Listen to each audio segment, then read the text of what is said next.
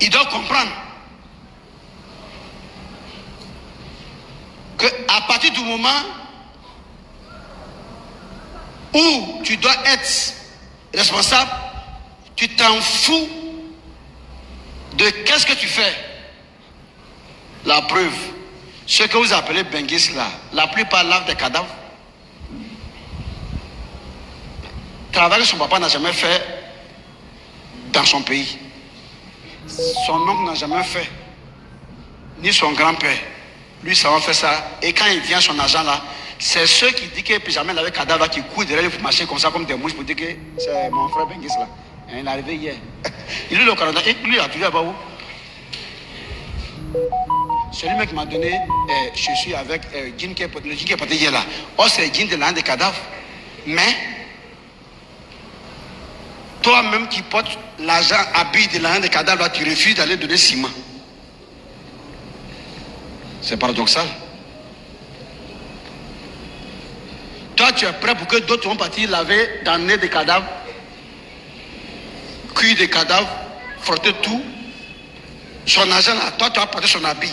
Mais ciment là pour donner à toi, ça te fait honte. Tu dis quoi à la fin? Non, je parle d'une réalité. Je parle d'une réalité. C'est pas que ton frère là, lui, il a compris que tout ça là, c'est pas ça l'essentiel. L'essentiel, c'est de ne pas souffrir et faire souffrir ses parents, tout. C'est l'essentiel. Bref. Donc quand vous êtes assis et puis vous regardez vos amis là, chaussures tu veux porter là, habits, chemise tu veux porter là, il faut regarder d'abord, est-ce que tu es arrivé? Il y a quelque chose que je vais dire, hein? Ton petit job tu fais, tu as 60 000 francs, 80 000 francs, 90 000 francs, 100 000 francs, ton petit commerce, tu as 150 000 francs, tu as 200 000 francs. Attention, jeune homme, attention. Écoutez ce que je vous dis, je vous parle sagement. Écoutez mes paroles. Ne vous amusez pas pour bouffer tout l'argent là. Ne faites pas ça. Économisez un peu. Dépensez le reste. Le mois prochain, économisez un peu. Dépensez le reste.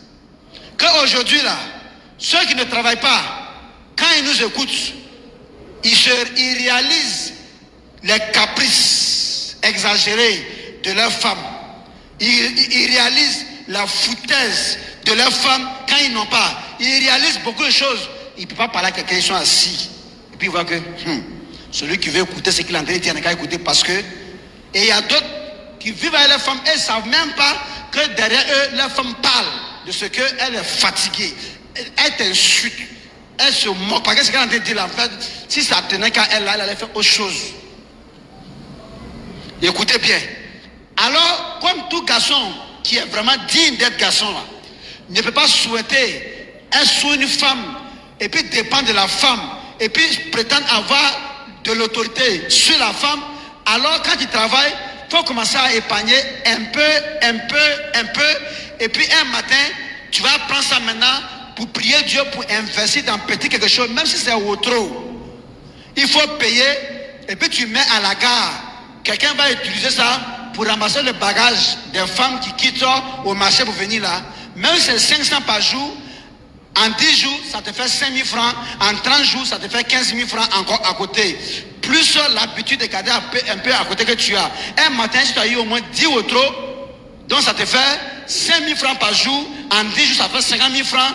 Et en 30 jours, ça te fait 150 000 francs d'économie. En 10 mois, ça te fait 1 500 000 francs. Et en 12 mois.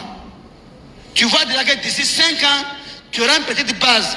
Ou si le travail que tu fais là est gâté, si le travail que tu fais là a pris un coup et que tu allais commencer à être la risée de ta femme, tu allais commencer à être maintenant un sujet de moquerie, de honte, un sujet maintenant de foutaise maintenant là, il y a l'autre entreprise que dans le secret, tu viens de mettre à côté pour sauver ton honneur, pour sauver ta fierté, pour sauver ta bravoure, pour sauver ton orgueil d'homme de garçon.